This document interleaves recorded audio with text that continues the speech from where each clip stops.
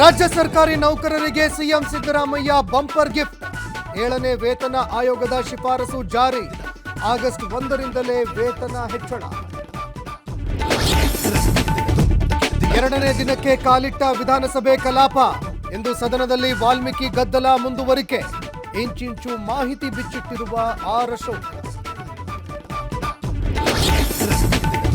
ಧಾರವಾಡದಲ್ಲಿ ಕೆಐಎಡಿಬಿ ಬಹುಕೋಟಿ ಹಗರಣ ಆರೋಪ. ಅಕ್ರಮ ಕೇಸ್ಗೆ ಇಡಿ ಅಧಿಕಾರಿಗಳ ಎಂಟ್ರಿ. ಇದು ಟಿವಿ5 ಕನ್ನಡದ ಬಿಗ್ ಇಂಪ್ಯಾಕ್ಟ್. ದಕ್ಷಿಣ ಕನ್ನಡ ಜಿಲ್ಲೆಯಲ್ಲಿ ಮುಂದುವರಿದ ಮಳೆಯ ಆರ್ಭಟ. ಇಂದು ಶಾಲಾ ಕಾಲೇಜುಗಳಿಗೆ ರಜೆ ಘೋಷಣೆ. ಹಾಸನದಲ್ಲೂ ಮಳೆಗೆ ನಾನಾ ಅವಾಂತರ. ಮೈಸೂರಿನಲ್ಲೂ ಧಾರಾಕಾರ ಮಳೆ. ನಂಜನಗೂಡು ನಂಜುಂಡೇಶ್ವರ ದೇಗುಲ ಸ್ನಾನಘಟ್ಟ ಮುಳುಗಡೆ. ಇತ್ತ ಹೇಮಾವತಿ ನದಿ ನೀರಿನ ಮಟ್ಟ ಏರಿಕೆ.